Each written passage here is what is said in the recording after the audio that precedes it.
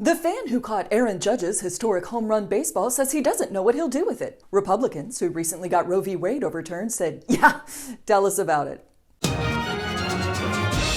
Let's begin tonight with the midterms. You guys, can I show you a little bit of the best political ad ever made? Whitmer says she's gonna work like hell to keep killing babies. And she put COVID patients in Graham's nursing home. Graham died alone. Someone call the Academy Awards. We got a live one. What's next for this ragtag group of community theater enthusiasts? Shakespeare, of course. Alas, poor Yorick. I knew him, Horatio, a fellow of infinite jest, of most excellent fancy. You know that one guy at the office? The one always trying to tell off-color jokes or way oversharing about his private life? Well, Ken Ethics Limbo champ Paxton hired that guy. Kenny P hired this son of a donor Tom Gleason away from the private ice cream sector and made him an advisor on child exploitation. Tom immediately put your tax dollars to work by showing actual child pornography in a work presentation. For some reason, he was fired instead of promoted. I guess Daddy didn't donate that much after all. GOP candidate Doug Mastriano says that if he's elected, he'll immediately ban porn and pole dancing from elementary schools. On day one, the sexualization of our kids, pole dancing, and all this other crap that's going on will be forbidden in our schools. Wait, that's what's in elementary school? Hang on, I gotta volunteer with the PTA. Yeah, hi, put me down for every day, please. My twerking is horrible. Also, if we're gonna ban pole dancing in schools, which just so you know is absolutely not a thing that is happening, can we also ban square dancing? I haven't do-si-doed once in the real world. QAnon cutie Marjorie Taylor Greene is getting divorced. The divorce settlement has Greene retaining her conspiracy theories, while her husband retains, I presume, his sanity. And speaking of great conspiracy theories, a Minnesota governor is repeating the debunked theory that children are dressing as furries and using litter boxes in schools. Such an obvious hoax because furries would do much, much worse things to a bathroom that would make a litter box seem quaint and restrained. Oh wait, this just in? Turns out he was right, there was a furry in the bathroom. This video shows a coyote in a school bathroom visibly upset at the lack of a litter box. No word yet on whether the coyote was also pole dancing. But now, the pièce de résistance of conspiracy theories. A pair of former GOP candidates are blaming deep state elite liberals for sending hurricanes to red states like Florida. Well, we know the technology does exist. And Right. I mean, Deanna, they're literally trying to change people's DNA through vaccination. Of course, they would be willing to do something like this to target red states. I have no doubt. I mean, the technology exists to manipulate weather. So liberals can control the weather, and we definitely have Jewish space lasers, but we can't get a Supreme Court majority? Also, I would buy tickets to hear them explain this hurricane control technology. Well, you see, it's a machine, right? Like a big one. And then there's this switch, and when you flip it on, the wind starts going like, and it's powered by the same stuff that made the Ninja Turtles. A video shows attendees leaving a Trump rally after just 15 minutes. Is it too much to hope that this means Trump's 15 minutes are up? But speaking of everyone's favorite narcissist, in an interview, Trump said he didn't find out about the January 6 riots until later in the day because he was busy in meetings. But what were you doing how did you find out that there were people storming the Capitol? I had heard that afterwards, and actually, on the late side, I was having meetings. First of all, that's a lie. Second of all, it's not even possible. If there is one thing the White House has, it's people that will interrupt you for important stuff. Excuse me, sir. Hi, sorry to bother you. There is a riot? Not now. I'm talking to Malta about a trade deal. But sir, democracy is collapsing right this minute. Later. Come back later. The Maltesers are very particular about trade negotiations. Trump is suing CNN for defamation. Ooh, Trump filed a lawsuit. So what? He does that like 5 times a day. That's scary, like the fake cobwebs they hang at the entrance to Walmart during Halloween season. For a moment you think, this place is really going downhill, but then you remember you're at Walmart. Let's do a deep dive into the financial state of Truth Social. Well, looks like investors are pulling out and the company is failing miserably, so typical Trump venture. Surprised that didn't take longer. In other people who suck at leadership news, Liz Truss has made a lot of errors during her first month in office, crashing the British pound, making U-turn on her tax plan, cutting benefits. But this week she made her most grievous error yet. She delivered a speech in front of a blue screen. Liz, you gotta do better than that, babe. Do you guys know how easy it is to lose these backgrounds? It's right behind me now, isn't it?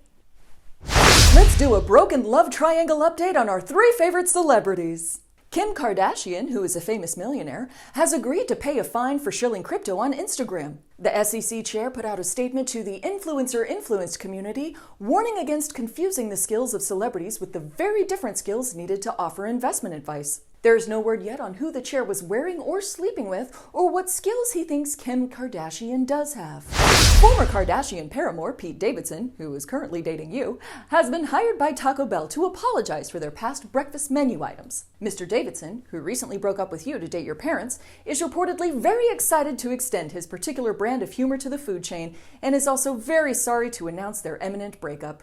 We wish both Taco Bell and Pete Davidson the best in these difficult times, and would be happy to recommend a good tattoo removal service to both of them. Pete Davidson's ex-in-law, Kanye West, whose politics are muddier than a Balenciaga runway, had a very messy fashion show where he wore a White Lives Matter t-shirt. See, I feel like this is a consequence of not qualifying what you mean when you call somebody a genius. Is Kanye great at music? Sure. Should somebody have added a massive "at this one thing and nothing else, please stick to this one thing" caveat? Most definitely. Looking for something to be mad about but don't have any non-white mermaids handy? Hollywood's got you covered. Velma from Scooby Doo is gay now, so get out your quill and ink and start writing that letter to your senator. After an on-set shooting, the film Rust is scheduled to resume production next year. Reached for comment, every crew member in Hollywood said, "Ooh, next year? I am actually busy that year. Oh no, I hate to miss it." Elon Musk has just gone ahead and decided to buy Twitter at full price. No more lawyers or court battles or text leaks, just boop, take my money and let's go. It ends months of wrangling that went something like this. "I am buying Twitter." Dude, don't buy Twitter. "No, I am definitely buying it." "Fine, go ahead and buy Twitter." "No, now I don't want to." "What the fudge? I'm done." "No, dude, just buy Twitter." "No." "Ugh, I guess you're going to court then." "You know what? No. Stop. Do not. I'm going to buy it." McDonald's just announced plans to release a gray licorice milkshake in Finland. Luckily, the milkshake machine at McDonald's is broken 99% of the time, so no one will be consuming this frosty nightmare. Turning back to politics for a bit, one of the big races to watch is the Texas governor's race. I sat down with former Texas gubernatorial candidate and reporter Joy Diaz to discuss. Here's that interview. So Joy, thank you so much for being here with us today. Thank you, Andrea. Thank you for having me. So to start with, you were a reporter for how many years? Wow, it seems like forever, but in Texas for almost 20 years, 17 years. Okay. Yeah.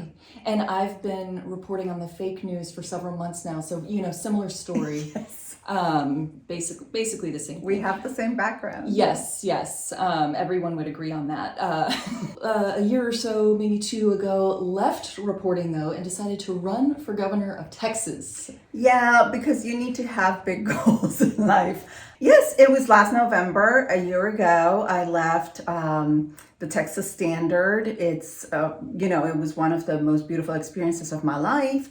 But truly there was this, this pull, I can only describe it as this burning thing that didn't leave me alone. Just the thought of how Texas politics is shaping up and how it hurts us. Mm-hmm. And not just how it hurts the grown-ups, but how it hurts the children and how it hurts older adults. And so I just decided that I couldn't be unbiased. I couldn't even pretend to be unbiased. And so I had to leave.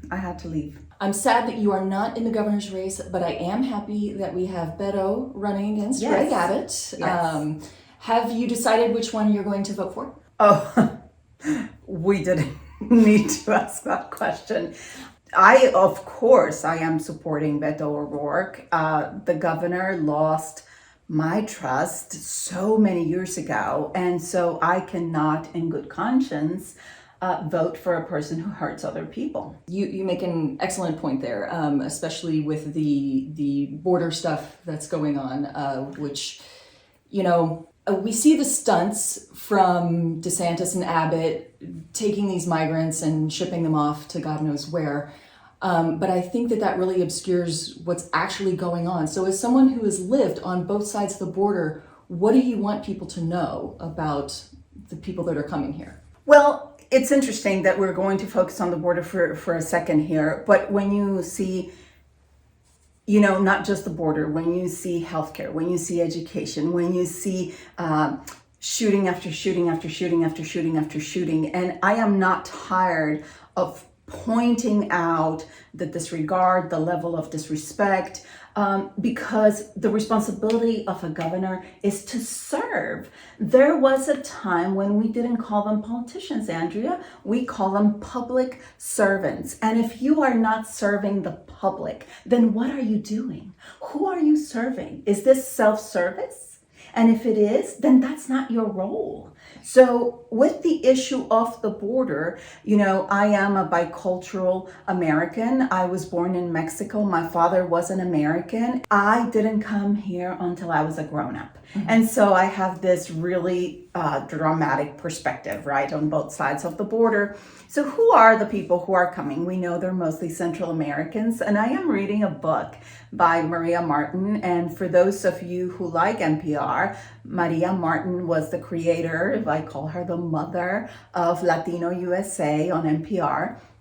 And she just released a book, and she has worked in Central America for decades. And one of the things that she focuses on her book is the wars. And we don't like to focus on the wars, right? Because it's easier to think about migrants as invaders. But what happens when migrants are refugees? And there are clear protocols, international protocols that we have agreed on, right? As the United States of America, as this country that is always bragging about how kind we are to refugees, when we just change the label on the person and all of a sudden this group becomes an invasion, then everything changes, right? So it's not rhetoric, it's self-service.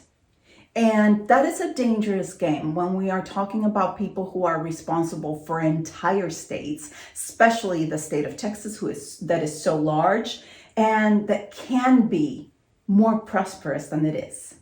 I think what happened was, they saw that this strategy worked for Trump, and, Abbott and DeSantis are now like, oh, we're going to go do that. So they're just like mini Trumps. It's like, who are you really? Well, that is a good question. That is a good question, because covering the news for almost 2 decades, I covered Greg Abbott when he was Attorney General. And as Attorney General, I was so impressed with the work he did. Really? I truly respected the creativity that he has with the law. Notice my words, creativity that he has with the law, because that's exactly what he's doing now. And when he was Attorney General, he had this thing where immigrant families who were being ripped off by real estate deals, that he was like, no, they should be protected by consumer protection law, because no matter your immigration status, you are a consumer in the United States and those laws protect you.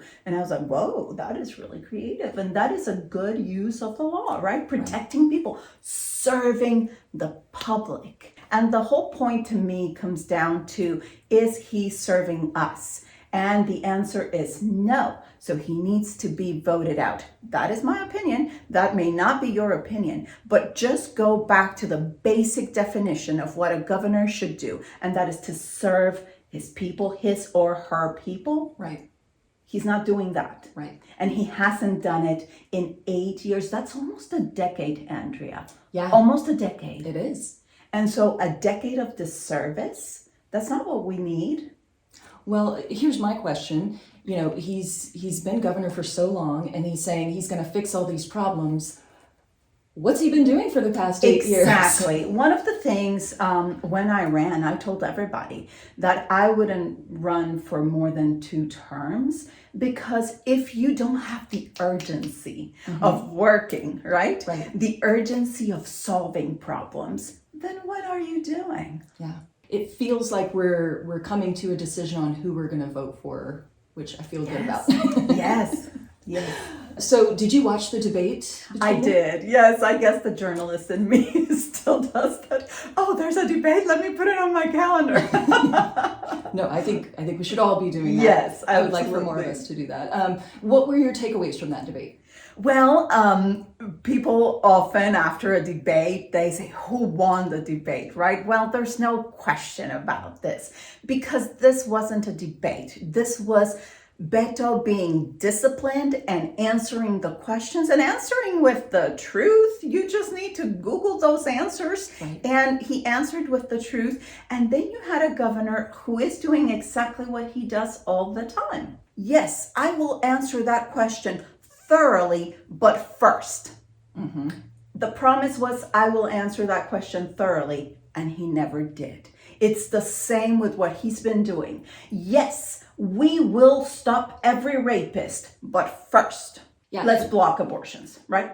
Right, but how, he has not put forth a plan to stop rape. Again, good words at exactly the right time, deceiving words. Right. All of that. Yes. Not just in the debate, but in the way he governs. Deceiving promises, broken promises. I will do that. I will talk about guns. I will. But first my agenda, but first my power, but first me. Right. That's a problem. Yep. I completely agree with you. That's a problem. So who won the debate? There's no question about it. Beto was disciplined with his answers. He gave the correct answers because the problems are obvious to all of us who live them. And then we have a governor who needs to be voted out, who just answered with beautiful words. Beautiful words. He's good with words, but failed promises. Yep. I think anyone who wants to know what he has done to help prevent rape might want to take a look at the unprocessed rape kits that have been sitting around forever. Let's do that. Another thing I want to talk about is the issue of women's rights, which is looming large in this election. We hear stories like in Kansas when they had the abortion referendum and women overwhelmingly said, hold on there. Yes. So how much of a factor do you think that's going to be in November? Women.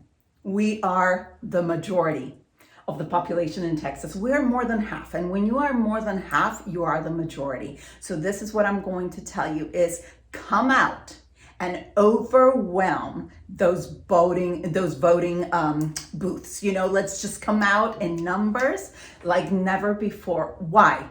It's not about our rights. It's about our health. And if our health fails, we cease to exist.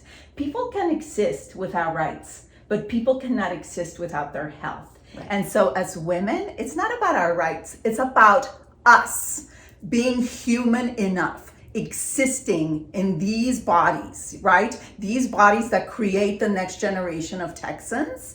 We need to be alive for that to happen. So it's about our lives. And that was one thing that really upset me, Andrea, when the governor said, it's about adoption, I'm going to stop rape. But first, let me talk to you about how I adopted my little girl. I would not dare to speak about his little girl except for the fact that one, she's a grown-up now, and two, he brought her up, right? Mm-hmm. So how many little girls are privileged enough to land in the hands of a millionaire family? Right. Not everybody is that lucky. Right. So if we had hundreds of millionaire families, I'm pretty sure that 14-year-old girls would be like, oh my God, the rape that I endured was horrendous, but my child is going to a millionaire family, right? Right. Yeah. No, that's not what we face. I've talked about, the fact that I had an ectopic pregnancy and how troubled doctors in Texas are, because how do you determine if this is a life-saving procedure? Right. Especially because in my case, I had a uterus, I had a baby in uterus, and I had a baby stuck in a fallopian tube. Really? Oh, who do you save? Are we going to kill one to save the mother? Are we going to kill one and probably save the other? That's an impossible choice. Right. And as women, we face that every day. Yeah. And to come out and say, oh, just give up your child for adoption. Look at how well it went for us. The level of disrespect when you are playing with my life. Right. When you're playing with my daughter's life. Yeah. And when you bring your daughter into this conversation, how dare you? What happens when she is faced with those choices? Where does her daddy's conservatism go? Out the window. Out the window. That is what always happens. Those principles go right out the window. We saw that with Herschel Walker this week. Yes, of course. Those principles went right out the window. As a parent, you would do anything for your children. Anything. You would, cross borders for them, even if you're not supposed to give them a better life and protect them. You would, pay for their abortion and take them across state lines if, they were in danger. You would always do that. If it saves their life, if it saves their mental health, if it saves their career, if, and I don't want to say that abortion is an economic decision, but what I want to say is that abortion is a personal decision. Right. And unless your governor is your MD, right, or unless your governor is your spiritual advisor, or unless you're married to your governor, or unless your governor is your sexual partner, then your governor has no say. Yeah, I think I would prefer, he obviously has origins in the legal profession. If he could stay in that lane and leave the medical stuff to medical people and patients, that might be a nice idea. Or if we can vote him out, period. That would work too. Let's do that. I wanted to ask you, I know we all hate gazing into the crystal ball. No one knows what's going to happen. That's what makes this time period so terrifying. Several months ago, it looked like there was going to be a red wave, and now it's more of a toss-up. Do you think Democrats should have hope right now, or should we just go ahead and stock the liquor cabinet just in case? Well, what I think is that that Democrats should have faith.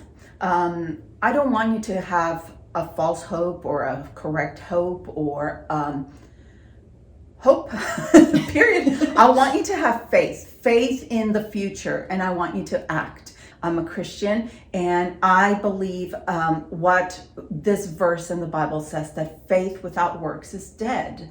So I want you to have faith in a better future, but I also want you to vote, and I want you to bring people out. It is very important that we change the destiny of Texas. Last question for you. Is there anything that you want to promote? Where can people go to hear more from you, follow you, etc., etc.? Well, I have had a couple of very rough years, so I don't want you to follow me. I want you to give me some space. Okay, everyone get Joy space. Not true, but this is the thing, that one beautiful outcome of of my race, Andrea, is that I got to travel throughout the entire state with a different vision. Because when I was a statewide reporter, I got to travel the entire state, but my vision was, where's the story? What's the story? What's happening here? Oh, I'm going for that story. When you go with the mindset of, where can I serve? It's a different story. And so I traveled the state, and one of the things that I learned is, we hear it, right? We hear there's food deserts. Oh, it sounds almost beautiful, right? A desert? Oh, there's food? What? What are we talking about? Food deserts are, this is what it looks like, is that you drive for 2 hours, for 3 hours, and you think, I'm going to stop at the next HEB to get an apple. And it's 4 hours later, it's 5 hours later, and there's no HEB and there's no apple. But what happens when you live in one of these towns where the nearest HEB is not near? Right. It's hours and hours away. So what happens is that people have poor health outcomes. What happens is that there are no doctors in these communities, because I don't know if you know this, but I love the census. So I love numbers, numbers that equate people. And in Texas, only 20% of the population lives in rural communities. Really? Yes. Well, so the image of the cowboy is just a beautiful image. 20% of the population lives in rural communities. 80-something% of the population live in urban areas, Andrea. And so what happens when you're a doctor and you have to make a living? Do you choose to go to where only 20% of your income can come from? Or do you go to where 86% of your income can come from? Yeah. So it's not, I'm not judging doctors who make that decision. What I'm saying is that if we govern for the entire state, we cannot disregard 20% of the population and say, I don't know what you're going to do about food. I don't know what you're going to do about healthcare, but you're resilient, and we admire that so much. The word resilient is a slap on the face. Right. You know? Yeah. So what is going to happen next in my life is that I dream, and I will soon start to work towards the goal of bringing mobile clinics to rural Texas. And if God gives me strength and wisdom, bringing grocery stores, we will find a way to bring grocery stores to rural communities in Texas, because Texans deserve food and healthcare. You know? I completely agree with you. I Yep. think that sounds like a wonderful thing to do with your life. Yes, thank you. Joy, thank you so much for being here Yes, today. thank you I for really inviting appreciate it. me. It was a pleasure. Thank you. That wraps up this week's Friday Phoenix. Mash down on that subscribe button and go vote for Beto.